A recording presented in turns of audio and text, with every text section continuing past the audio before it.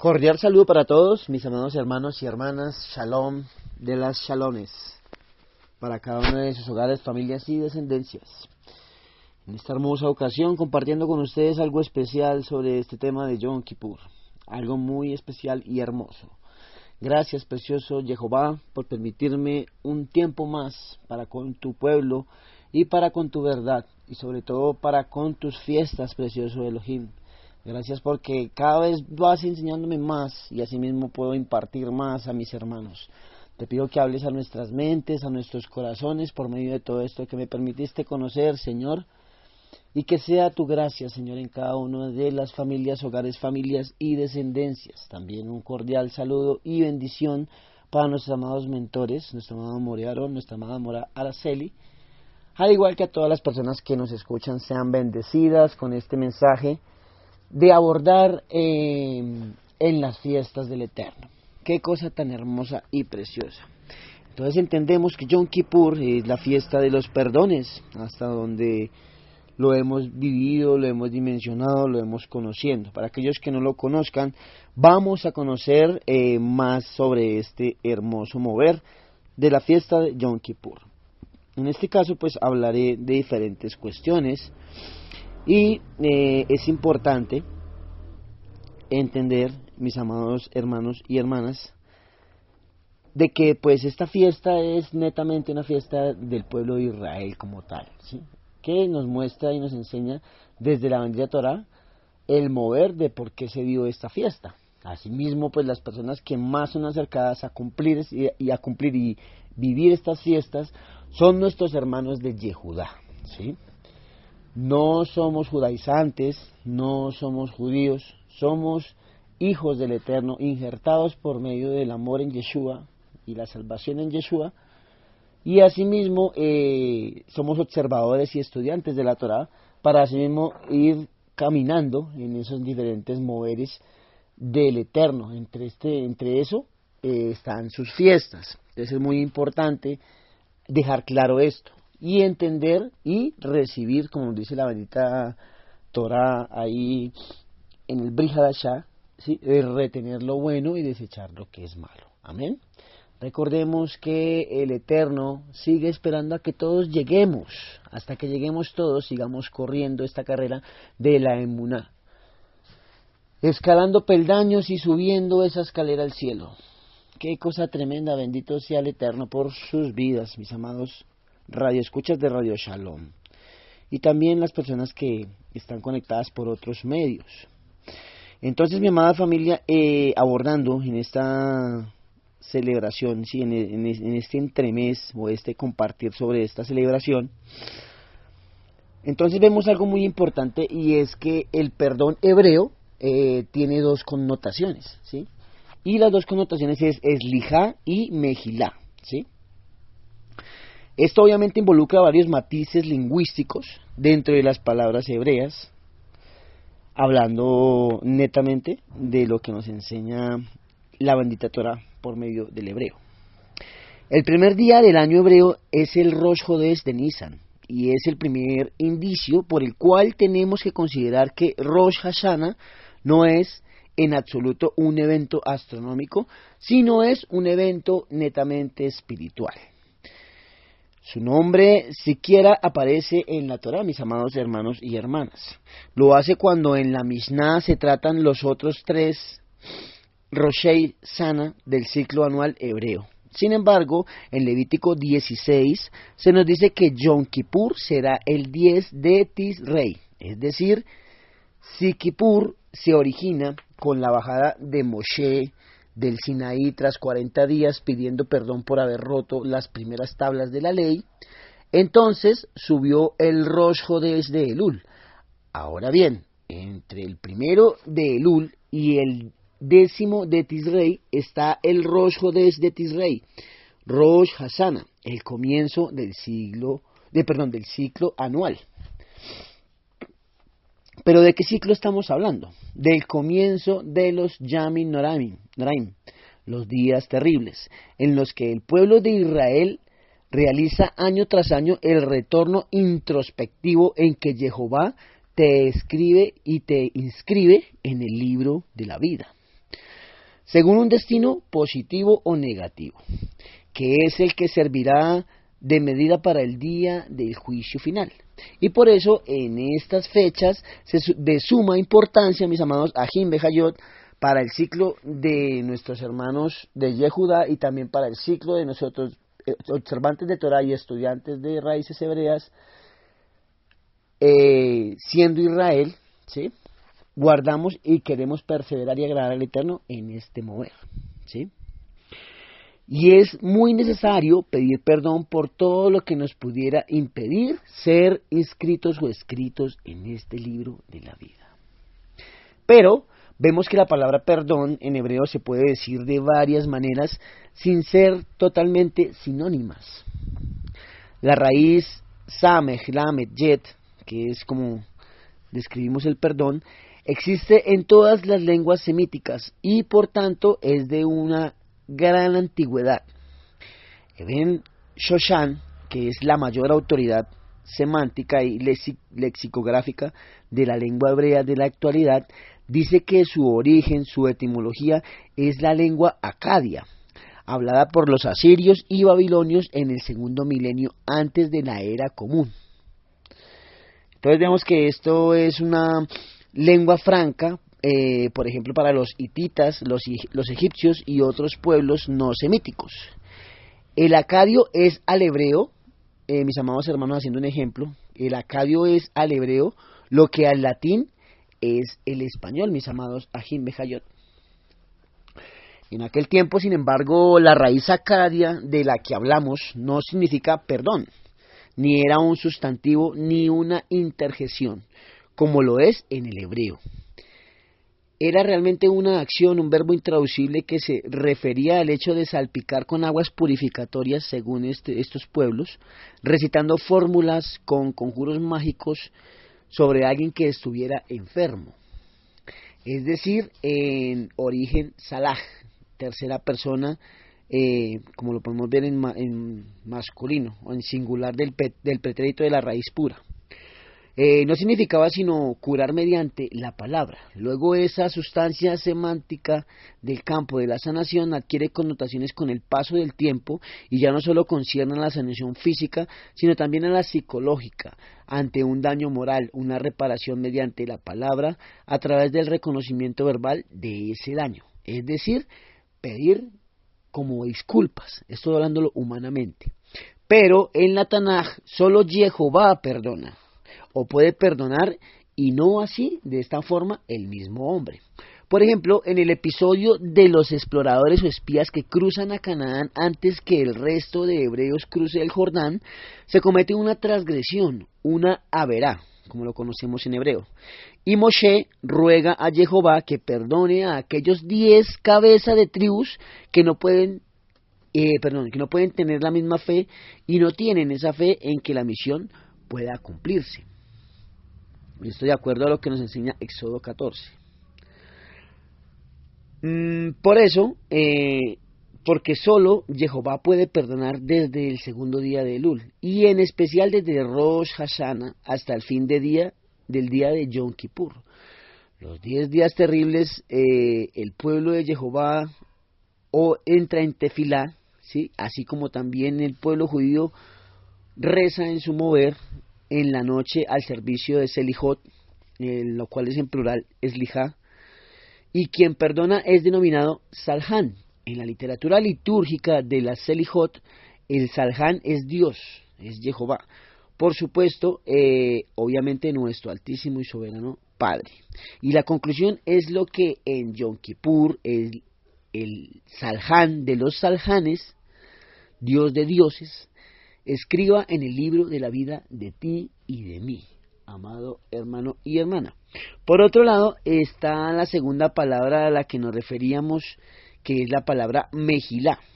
Se empieza a usar en tiempos del segundo templo, aunque es sinónimo relativo de Eslijá, tiene una matiz, ¿sí?, y es una acción que no está restringida a Jehová. La etimología del término no tiene una conclusión concreta, pero se cree mayoritariamente que la raíz viene del arameo, mis amados hermanos y hermanas. Aunque no termine en Aleph, De ahí las adquisiciones filológicas de este tema. Y se usa en hebreo moderno como ocultismo de Eslijá, o para enfatizar parafraseando al versículo del Avinu Malkeinu que reza o que ora, Padre nuestro y Rey nuestro, escribe en el libro. Digo reza porque nuestros hermanos de Yehudá hacen este tipo de rezos y nosotros entramos en tefilá. Bueno, es importante entenderlo sin hacer acepciones de personas, pero sí entendiendo que a los suyos vino y no le recibieron, pero es el pueblo más bendecido que hay en la tierra. Entonces es importante. Bueno, en Yom Kippur la persona invierte ni más ni menos en todo el destino de un año. De ese momento crítico depende la salud, el bienestar económico, el éxito laboral, las relaciones armónicas con amigos y con familiares, la plenitud armónica del hogar, con tu esposa o tu esposo y con tus hijos, lo cual denominamos Shalom Bait. Así que hay que celebrar esta fiesta de forma correcta, o no disfrutaremos de sus prestaciones durante los meses siguientes. Y no se trata de que en Rosh Hashanah comas manzanas con miel, ni que ese día de Kippur ayunes y vayas a la sinagoga o al templo físico o te congregues sin ducharte con atavios blancos y zapatos que no son de cuero, sino que es cuestión de que antes de eso puedas preparar tu espíritu, tu ruaj alineado al del Eterno por medio de tu alma, la aflicción del alma viviendo un verdadero ayuno. ¿Sí? Como nos lo enseña Isaías, para que Kippur sea moil, o sea eficiente. Moil es eficiente en hebreo, y no un paripe, sostenido por la inercia y la superficialidad. Algo que por desgracia es lo que nos podría ocurrir a muchos, o le ha ocurrido a muchos. Para unos se abren las puertas, pero para otros se cierran, mis amados Ajim Bejayot. Los preparativos de Kippur son un proceso de una importancia máxima, pero de una ejecución mínima, como si quisieras abrir una caja de caudales. Si conoces la contraseña, la abrirás rápidamente y accederás a su precioso contenido. Pero si desconoces la contraseña, tendrás un gran trabajo para conseguir dar con la combinación que te abra esa puerta. Ahora bien, mi amado Ajim Bejayot, para conseguir esa Hatima Tova, esa buena firma en el libro de la vida, también ayuda a que tu comportamiento durante el año anterior tenga experiencia en abrir cajas fuertes. Pero por ejemplo, si se tuvo una vida no muy alineada al Eterno y a su guianza, como por ejemplo no se hizo tefilá, no se usaron los tefilín, no guardamos el Shabbat, no estudiamos nada de Torah, no hicimos ni una sola vez sedaká, o no nos congregamos, o no nos unimos, ¿sí? En este mover, virtual, es una bendición unirnos 3 veces al día. Pero también si puede ser luz, uniéndote con tu familia es una bendición. Recordemos que congregarse es unirse, y es unirnos con nuestra familia y poder escuchar esa voz del shofar, escuchar esa voz de aliento, esa voz del anunciamiento de Yeshua y el mensaje de salvación y de verdad para nuestras vidas. Bueno, y también esto también tiene que ver también algo importante, y es el comer kosher, ¿no? ¿Sí? Porque ni un solo día del año se pudo comer kosher, entonces obviamente también todo esto va a hacer que se limite el vivir eso, ¿sí? El vivir ese acercamiento y esa purificación para la fiesta, ¿sí?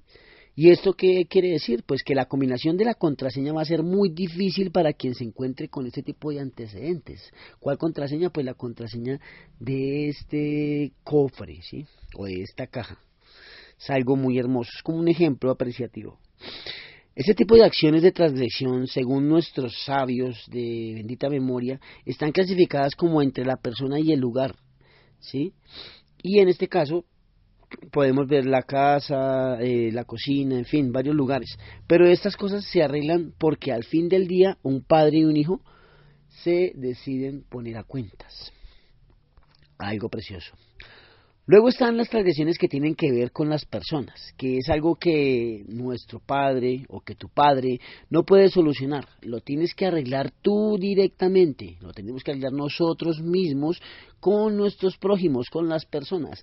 Es decir, las transgresiones de la persona respecto al prójimo no están cubiertas por Yom Kippur, por lo cual el perdón debe salir de nosotros mismos. Por eso en hebreo hay dos términos para el tipo de perdón, y ese es vivir el perdón, es lijá y la mejilá, o el mejilá. Algo tremendo, mis amados hermanos y hermanas.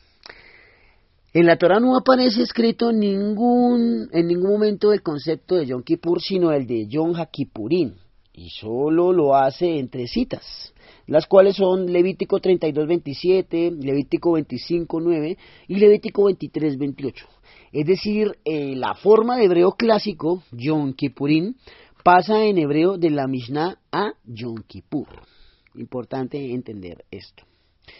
¿Y qué nos dice la bendita Torah? A los 10 días de este mes séptimo será el día de expiación. Tendréis santa convocación y afligiréis vuestras almas y ofreceréis ofrenda encendida a Jehová.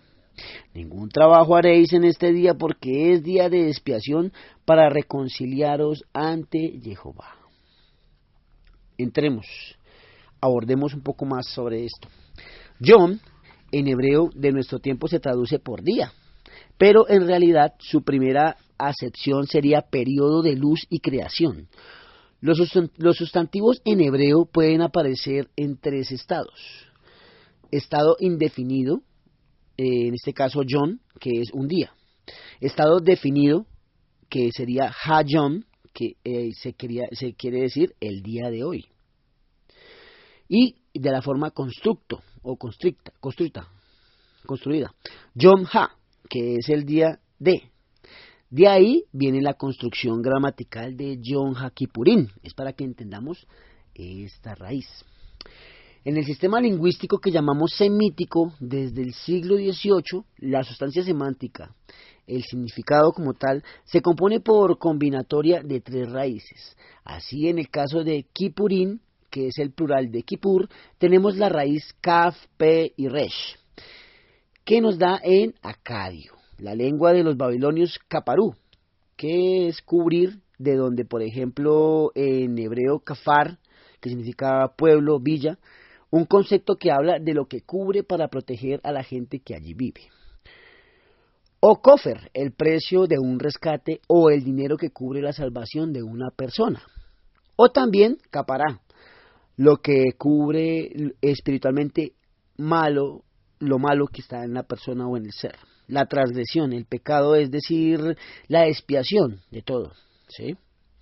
Quizás por esta idea de cubrir en el servicio vespertino de Kippur en la sinagoga, los hombres se cubren con el talit, algo que el resto de año se hace solo por la mañana. Esto siendo observantes de la fiesta de acuerdo como lo hacen nuestros hermanos de Yehudá, pero también entendiendo en el Eterno y tomando lo que nos edifica. Amén, mis amados. Porque en este día se hará expiación por vosotros para purificaros de todos vuestros pecados ante Jehová. Nos lo dice Levítico 16. Harambam, en su guía de los perplejos, en el capítulo 3, dice que el primer Yom Kippur de la historia está relacionado con el Señor de los profetas Moshe, cuando él bajó del Sinaí con las tablas del pacto y se encontró con el pueblo de Israel, el cual había creado la abominación idolátrica del becerro de oro. Y Moshe, en un arrebato de ira, rompió las tablas. Ese día era Rosh Hodesh Elul. Pero de inmediato Moshe subió al Sinaí nuevamente. Él tuvo que subir para pedir perdón en nombre del pueblo y recibir unas tablas nuevas. Él tardó 40 días en bajar del monte, es decir, los 30 del mes de Elul, en los que los sefardíes entonan sus selijot, sus súplicas, y los primeros 10 días de Tisrei bajo el monte en el primer Yom Kippur de la historia de lo que es el pueblo de Yehudá. Importante entenderlo. Y el primer perdón, la primera expiación fue por aquella abominación y aquella desobediencia. ¿sí?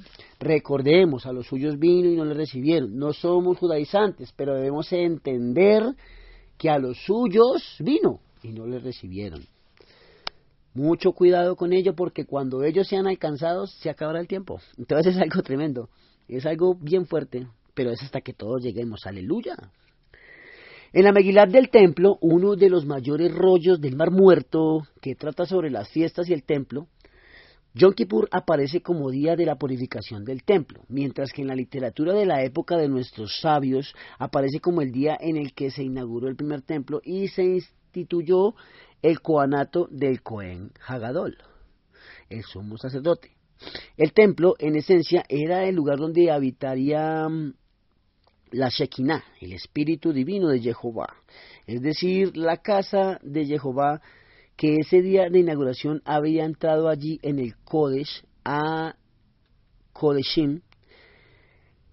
Quizás de aquí la idea de que Yom Kippur es el día en el que Jehová se acerca más al pueblo de Israel y lo cubre con su misericordia. Así que tenemos que estar unidos en este hermoso mover de misericordia, ¿sí? Es un día especial y hermoso.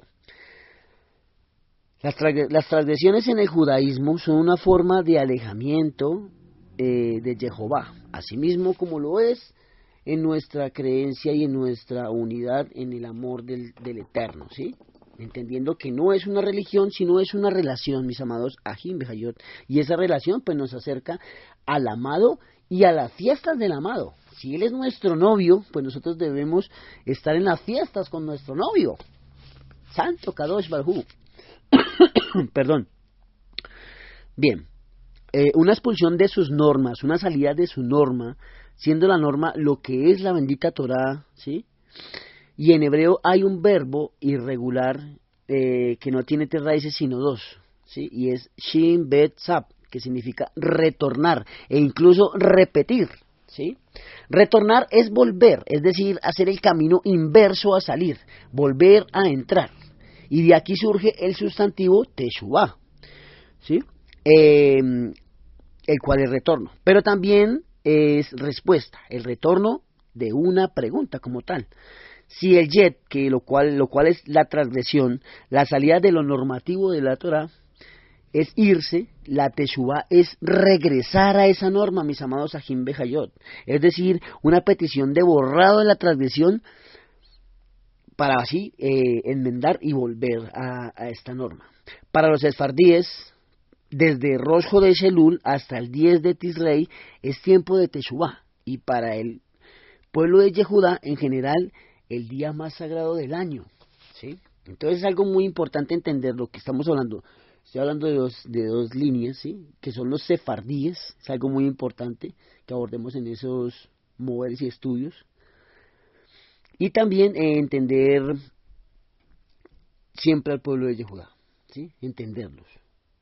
O sea, no contender ni nada de esto por las corrientes ni nada de esta cuestión, sino más bien orar también por ellos. Es una bendición. Ahora bien, la sinagoga, prolongación simbólicos religiosa del templo de Jerusalén, reproduce en nuestros días un rito o un tipo de acercamiento muy diferente a que se llevaba a cabo en el templo. Incluso hubo un Yom Kippur en el que no se ayunó. Rabí Yohanan dice que los festejos por la inauguración del templo duraron hasta Sukkot y que en Kippur no se cesó de comer. En aquella época, el día de Kippur tenía un rito especial para purificar al sumo sacerdote, ya que ese día, de forma única en todo el año, totalmente vestido de blanco, tras 7 días alejado de su esposa, entraba en el Kodesh HaKodeshim, ¿sí? Con sacrificios de toro y carnero, cuya sangre se derramará ante el arca de la alianza, mientras el sumo sacerdote confiesa sus pecados y los de sus compatriotas. En nuestro tiempo, Yom Kippur es la culminación de esos 40 días de Teshuvah, y la comenzamos en la víspera del día, después de haber hecho una colación que nos prepara para el ayuno de 25 horas, con la primera oración del servicio de Kippur, la anulación de los votos, las promesas, la Hatarat Nedarim, que ya se hizo en Rosh Hashanah, ¿sí? Es muy importante entender cada uno de estos moveres, mis amados Ajim Bejayot. Ha sido un gran placer, le doy gracias al Eterno por haberme podido permitir compartir con ustedes esto hermoso, algo sustancioso y hermoso, realmente muy bonito, y siempre perseverando en la Ejad, en la unidad como pueblo que somos del Eterno. Y recordemos, debemos amar, sin amor no hay nada, pero también es importante ponernos a cuentas con nosotros mismos. Así que este día de los perdones sea de gran bendición para cada uno de ustedes, sus familias, sus hogares y sus descendencias. Importante trabajar en el perdón propio, en el autoperdón, ¿sí? Pedir perdón al Eterno y a nuestro prójimo. Y por qué no también a la tierra que ha sido afligida con tantas cuestiones fuertes. Bueno, mis hermanos, un abrazo especial, hermanos y hermanas, bendiciones ricas y abundantes. Les saludo Mauricio Leandro López de la República de Colombia. Bendiciones y sigamos en este tiempo de hermoso gozo. Aleluya.